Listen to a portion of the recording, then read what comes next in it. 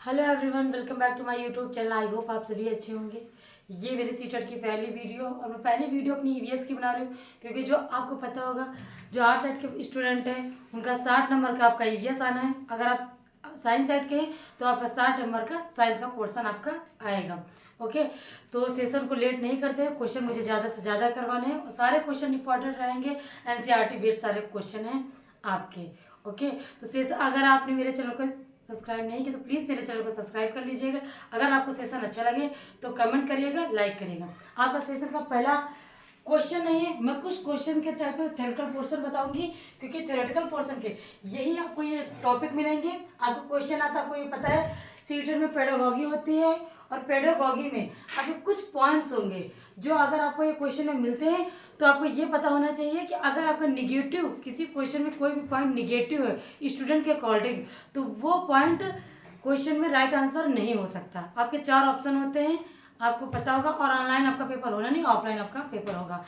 तो कुछ पॉइंट्स होते हुए जो आपके मैच कर जाएं तो ये जान लीजिएगा कि एक या दो एबीसी करके आता है तो आप ये भी सही हो जाएगा। कन्फ्यूजन ये होता है कि उपयुक्त तो सभी हैं या एबीसी सही है ए सही है, तो हमको कन्फ्यूजन था। अगर आपको थ्योरी या कंटेंट आपका कॉन्सेप्ट क्लियर है तो आपको बिल्कुल भी प्रॉब्लम नहीं हो। कुछ टॉपिक्स के मैं कॉन्सेप्ट लेके आई हूँ और कुछ के मैं डायरेक्टली आपको क्वेश्चन आंसर करवाऊंगी। तो ये आपका टॉपिक, पहला आपका टॉपिक है कि पर्यावरण शिक्षण का महत्व। तो आप देखिए पर्यावरण शिक्षण का कब कब लाइफ में और एग्जाम में क्या इंपॉर्टेंट है। पर्यावरण शिक्षण हमें पर्यावरण की समस्याओं, उनके निदान और पर्यावरण का संरक्षण करना सिखाता है। पहला पॉइंट हो गया आपका। दूसरा पॉइंट है आपका पर्यावरण शिक्षण के द्वारा हमें पर्यावरण को संतुलित रख सकते हैं। तीसरा है पर्यावरण शिक्षण नागरिक चेतना को बढ़ाती है। 2 पॉइंट्स तो आपको पता ही होंगे, ये आपको पॉजिटिव वे में लग रहे होंगे। क्वेश्चन घुमा के पूछे, कैसे भी पूछे, अगर हमको आता है उसके बारे में नॉलेज है तो क्वेश्चन आप आसानी से कर सकते हैं। पर्यावरण शिक्षण नागरिक चेतना को बढ़ाती है। ऐसे ही क्वेश्चन आपको आते हैं लेकिन आपको लगेगा नागरिक चेतना है, सामाजिक प्रतिष्ठा है, सामाजिक आर्थिक विकास, तो हम कंफ्यूज हो जाते हैं। तो अगर आपका आ जाता है नागरिक चेतना को बढ़ाता है तो आपका ये राइट आंसर हो जाएगा। पर्यावरण शिक्षण हमें पर्यावरण और मनुष्य की क्रियाओं के बीच के संबंध को दर्शाता है। किसके किसके बीच के? पर्यावरण और मनुष्य की क्रियाओं के बीच के संबंध को दर्शाता है कि कैसा मनुष्य पर्यावरण का संबंध है। ओके, पर्यावरण शिक्षण हमें प्रदूषण एवं उससे जनित दुष्प्रभावों के विषय में बताता है। आप पर्यावरण को जैसा रखेंगे उसी से आपका एटमॉस्फेयर होगा, उसी का आपको रिस्पांस मिलेगा। ओके, जैसे देख रहे हैं इस समय सीएफसी कितना ज्यादा ओजोन परत का क्षय हो रहा है, कितनी ज्यादा गर्मी हो रही है, मौसम कितना चेंज है। पहले मौसम बेस होता था कि जुलाई में बारिश होती थी आपकी और अक्टूबर से आपकी ठंडी होना स्टार्ट हो जाती थी। अब लेकिन देखिए मौसम में कितना चेंजेस है।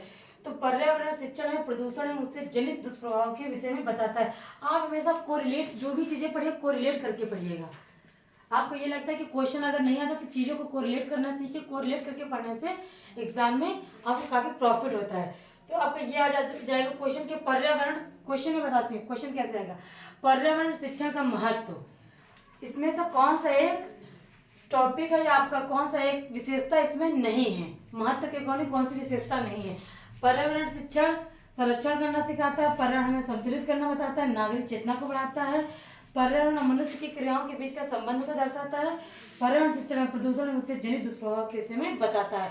उपरोक्त सभी, तो ये आपका महत्व हो गया है। नेक्स्ट आपका टॉपिक है, नेक्स्ट टॉपिक आपका है कि पर्यावरण शिक्षण के उद्देश्य। पर्यावरण शिक्षण के उद्देश्य क्या है? क्वेश्चन आता है पर्यावरण शिक्षण के उद्देश्य इसमें से कौन सा नहीं है, कौन सा है। क्वेश्चन ऐसे पूछता है काफी। तो पियाजे का एक कथन है आपका। पियाजे के अनुसार बच्चे दुनिया के बारे में अपनी समझ का सृजन करते हैं। ये पर्यावरण शिक्षण के उद्देश्य में ही ये डेफिनेशन है, काफी इंपॉर्टेंट है। मुझे लगी कि एग्जाम में आएगी, आने के चांसेस है तो मैंने इसको दे दिया। ये पियाजे का कथन है कि बच्चे दुनिया के बारे में अपनी समझ का सृजन स्वयं करते हैं। ओके, तो पर्यावरण शिक्षण के उद्देश्य में पहला आपका है कि पर्यावरण के प्रति विद्यार्थियों में जिज्ञासा, रुचि, कल्पना एवं स्मरण शक्ति का विकास करना, ये पहला उद्देश्य आपका हो गया। दूसरा उद्देश्य विद्यार्थियों में पर्यावरण के प्रति सक्रिय भागीदारी सुनिश्चित करना, सक्रिय भागीदारी सुनिश्चित करना। तीसरा आपका प्राकृतिक विविधता और उनके कारणों को बताना, ये पर्यावरण शिक्षण के उद्देश्य है। अगर आपको समझ में नहीं आता तो क्वेश्चन आप इस तरह पढ़ लिया करिए कि पर्यावरण शिक्षण के उद्देश्य, फिर आपने वो टॉपिक पढ़ा तो आपको समझ में आसानी आ जाती है कि क्या पूछ रहा है। आप भूल जाते हैं ऑप्शन पढ़ते पढ़ते कि क्वेश्चन क्या पूछ रहा है। तो क्वेश्चन को समझने और आंसर को समझने के लिए क्वेश्चन आंसर आपको पढ़ना मोस्ट इम्पॉर्टेंट है। ओके। भौतिक परिवेश के प्रति जागरूकता एवं संवेदनशीलता का विकास करना, सामाजिक मूल्यों व भावनाओं का विकास करना ताकि वह स्वस्थ स्पर्धा के लिए तैयार हो सके, मनुष्य के जीवन पर पड़ने वाले पर्यावरण के विभिन्न प्रभावों को बताना। आगे कुछ टॉपिक्स हैं। आपका टॉपिक है विद्यार्थियों को सामाजिक समस्याओं से अवगत कराना अर्थात वास्तविक जीवन की चिंताओं के विषय में समझ उत्पन्न करना। यह आपका पर्यावरण शिक्षण के उद्देश्य है। विद्यार्थियों में नेक्स्ट है विद्यार्थियों में अच्छे नागरिक के गुणों का विकास करना। आप अभी कंफ्यूज हो जाते हैं कि पर्यावरण में नागरिकों का विकास कैसे होता है, ऐसे होता है तो ये हम लोग ऑप्शन गलत कर देते हैं। इसी वजह से मैंने सारे इसकी विशेषताएं इसमें लिख दी हैं। विद्यार्थियों में अच्छे नागरिकों के गुणों का विकास करना, विद्यार्थियों में जनतांत्रिक एवं विश्व बंधुत्व की भावना का विकास करना, सार्थक अधिगम, ये मोस्ट इम्पोर्टेंट है, इसमें हम लिखती हूँ मोस्ट इम्पोर्टेंट है। सार्थक अधिगम हेतु कक्षा कक्ष की गतिविधियों को विद्यालय के बाहर के परिवेश से जोड़ना एवं उनसे प्रश्न पूछने के लिए अभिप्रेरित करना। ये आपके सारे उद्देश्य कंप्लीट होते हैं। आपका नेक्स्ट क्वेश्चन है आपका पर्यावरण के विषय में जानकारी है। अगर बच्चे के अंदर ये सब कौशल है, जितने भी कौशल लिखे हैं, तो उसके अंदर ज्ञान ज़्यादा डेवलप होता है। अगर उनके अंदर ये कौशल है पर्यावरण के विषय में, अगर बच्चा पहचानता, अवलोकन करना, किसी समस्या को अवलोकन करना, पहचानना, जानकारी इकट्ठा करना, रिकॉर्डिंग करना। ओके। आपका नेक्स्ट टॉपिक है वस्तुओं का विभेदीकरण अगर सीख जाता है बच्चा, अगर ये जान गया कि तेल और जो मोटरसाइकिल होती है और साइकिल होती है इसमें क्या अंतर है, मोटरसाइकिल तेल से चलती है और साइकिल अपने पैरों से ही चलानी पड़ती है, ये विभेद करना अगर सीख गया तो बच्चा जल्दी सीखता है।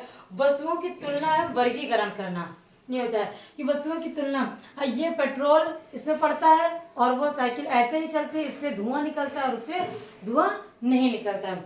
वस्तुओं के बीच सहसंबद्धता स्थापित करना, सहसंबद्धता मतलब होता है कोरिलेट करना, इसमें क्या है, वो भी दो पहिया है, ये भी दो पहिया है, इससे भी जल्दी स्थान पे पहुंचते हैं, इससे भी जल्दी हम स्थान पे पहुंचते हैं।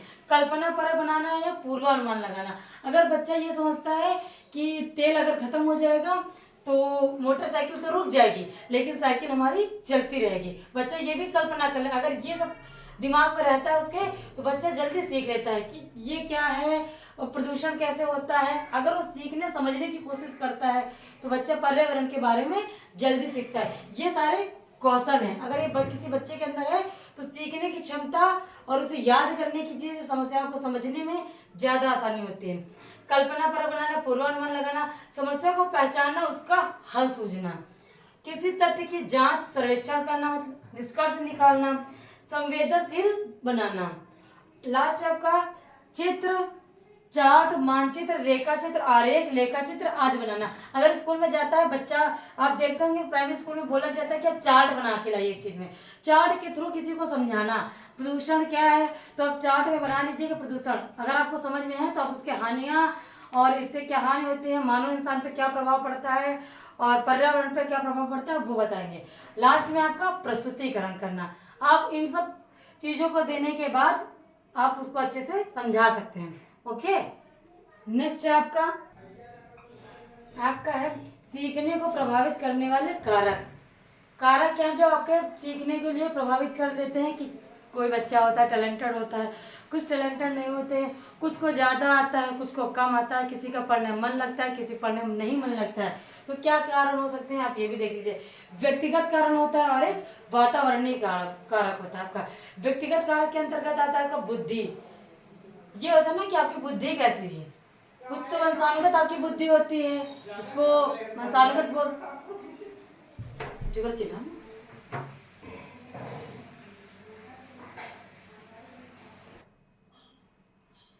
बुद्धि, रुचि, रुचि क्या है, किस चीज में आपको सब्जेक्टिव हो गया कि किस चीज में आपको इंटरेस्ट है, पढ़ने में इंटरेस्ट है, खेलने में इंटरेस्ट है, या किसी को हिंदी में इंटरेस्ट है, किसी को मैथ में इंटरेस्ट है। ठीक है, आपके लिए सीखने के लिए काफी इंपॉर्टेंट रहता है ये। अभिप्रेरणा, किसी चीज के लिए आपको प्रेरित करना, अभिप्रेरणा मतलब प्रेरित करना, आपको पढ़ने के लिए प्रेरित करना या खाना बनाने के लिए प्रेरित करना, तो प्रेरणा भी आपके सीखने में काफी इंपॉर्टेंट है।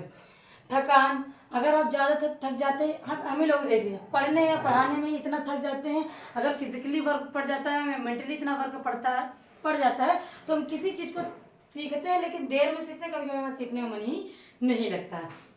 थकान, चिंता, किसी चीज़ का अगर हमारे घर में किसी प्रकार की प्रॉब्लम होती है, टेंशन होती है, तो हम किसी चीज़ को सीखने में काफ़ी टाइम लगता है, नहीं सीख पाते हैं, मन नहीं लगता है, लेसन ही है वो हमको देर में आता है, कभी कभी हमको समझ में ही नहीं आता है। अभ्यास, प्रैक्टिस मोस्ट इंपॉर्टेंट है किसी चीज़ को करने के लिए, एग्जाम क्रैक करने के लिए प्रैक्टिस मोस्ट इंपॉर्टेंट है, सीखने के लिए प्रैक्टिस बहुत ही जरूरी है। अगर प्रैक्टिस है, मैथ है ऐसा सब्जेक्ट है जो प्रैक्टिस पे ही पूरा डिपेंड है। दृढ़ता, आपके अंदर दृढ़ता होनी चाहिए, एग्जाम की दृष्टि से भी इम्पोर्टेंट है, जितना सीखने के लिए उतना एग्जाम की दृष्टि से भी मोस्ट इम्पोर्टेंट है ये पॉइंट कि दृढ़ता आपके अंदर है। अगर आपने कह दिया कि मुझे आप चैप्टर पूरा फिनिश करना है तो आप फिनिश कर लेंगे। अगर आपके अंदर दृढ़ता या इच्छा नहीं है, एक इंटरेस्ट होता है कि आपको अगर इंटरेस्ट है तो वो चीज़ आप जल्दी सीख लेते हैं, जल्दी कर लेते हैं। अगर इंटरेस्ट नहीं है और आपके अंदर कॉन्फिडेंस नहीं है या दृढ़ता नहीं है तो आप उस चीज़ को अच्छे से नहीं कर सकते हैं।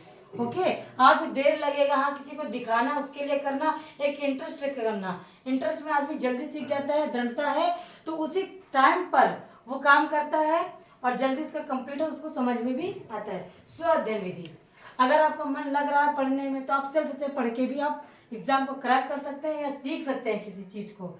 इच्छा, भाई इच्छा होती है, अगर कहते हैं कि जबरदस्ती किसी से काम करवाना और किसी से अपनी इच्छा से काम करना, अपनी इच्छा वाला काम बहुत ही अच्छे से होता है। अगर आपको पढ़ने में मन लगता है, आप किसी दूसरे के लिए दिखाने के लिए, पापा कह रहे हैं कि टेट का सीटेट का एग्जाम दो, ठीक है, उनकी इच्छा से पढ़ रहे हैं तो आप चाहे 12 घंटे पढ़ लीजिए, काफ़ी बुक्स पढ़ लीजिए, आपको नहीं समझ में आए, एक बुक पढ़िए अपनी इच्छा से पढ़िए, तो आपको ये पापा नहीं बता रहे कि पापा आगे तो मुझे पढ़ना पड़ेगा, आपकी इच्छा है, चाहे जितनी देर पढ़िए वो अच्छे से पढ़ेंगे आप, आपको याद भी होगा। ये होता है परिपक्वता, आपके अंदर मेच्योरिटी अगर आ गई तो आपको चीज़ों को समझने में भी आसानी होती है। अब एक होता है ये हमारे पे डिपेंडेंट है, ये लेकिन वातावरण पे डिपेंड है। ओके, ये हमारे इसमें बस में कुछ भी नहीं। आपका परिवार है, आपका परिवार का माहौल कैसा है, आप अगर किसी चीज़ को करते हैं, सीखते हैं, तो परिवार का माहौल सबसे बड़ा मोस्ट इम्पोर्टेंट है। पर आपने देखा होगा फिल्मों में अगर कोई बात होती है जो बच्चों को बताने वाली नहीं है तो पेरेंट्स इशारा कर देते, बच्चे अंदर रूम में चले जाते हैं, ठीक है, क्योंकि उन पे वो असर ना पड़े, वो पढ़ रहे हैं, अभी उनको इतना प्रॉब्लम को फेस ना करना पड़े, उनकी मेंटली लेवल या दिमागी हालत सीखने के लिए, पढ़ने के लिए अच्छी होनी चाहिए। तो बच्चों को प्रॉब्लम से दूर रखो, ऐसे ही बोला जाता है। कुछ चीज़ें होती है जो बच्चों के जब टाइम आएगा उनको पता चल जाएगा तो उनके लिए आसानी होगी। विद्यालय, आपने किस विद्यालय में आप बच्चे को एडमिशन दिया है, ओके, सीखने में ये भी मोस्ट इम्पोर्टेंट। विद्यालय भी ऐसा नहीं आपने किसी विद्यालय में बच्चे का एडमिशन करा दिया और वहाँ पे कुछ नहीं सीखा जितना उसको आ रहा है, गांव का परिवेश है, टीचर्स अच्छे नहीं है, उसका भी प्रभाव पड़ता है। समाज का वातावरण कैसा है, आपका समाज कैसा है, आप किस वातावरण में रहे, आसपास का माहौल आपका कैसा है, ठीक है। आप बच्चे को घर में अच्छे से पढ़ा रहे हैं, परिवार स्कूल में भी अच्छे पढ़ा रहे हैं, लेकिन जब वो बाहर निकलता है उसका फ्रेंड सर्कल, आपका परिवेश कैसा है, वो अच्छा नहीं। वो सब कुछ सीखता है लेकिन परिवेश में जाके सब कभी कभी बच्चे होते हैं गालियाँ सीखने लगते हैं, कभी कभी लैंग्वेज देखिए अच्छे से घर में बोलते हैं, बाहर से कोई नई लैंग्वेज लेकर चले आते हैं जो समझ में ही नहीं आता है।